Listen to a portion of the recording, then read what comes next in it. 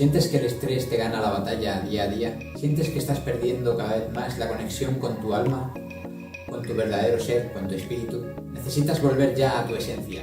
Te invitamos a que vengas a nuestro próximo seminario gratuito, en el que vas a descubrir cómo a través de la música puedes recuperar tu verdadera esencia. A través de la música vamos a permitir que nuestra alma vuelva a hablarnos de tú a tú. A través de la música vamos a permitir que nuestra alma tome de nuevo conexión con nosotros.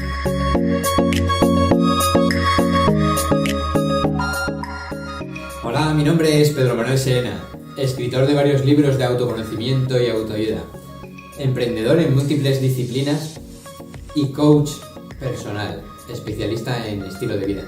Estamos impartiendo a nivel nacional un programa de charlas que creo que pueden ser muy interesantes para todas las personas.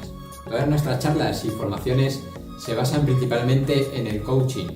Un coaching de alto nivel de la mano de los grandes como Timothy Galway o John Whitmore. Además, todo nuestro sistema formativo se basa en una tecnología llamada CRPA: conciencia, responsabilidad, paradigma y acción.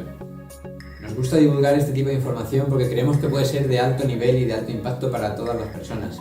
Queremos empoderar a las personas para que tomen acción, para que sean conscientes de lo que está ocurriendo en sus vidas. Todas nuestras charlas son muy participativas.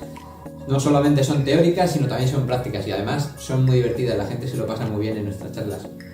Y lo importante es que luego se llevan algo para hacer a casa.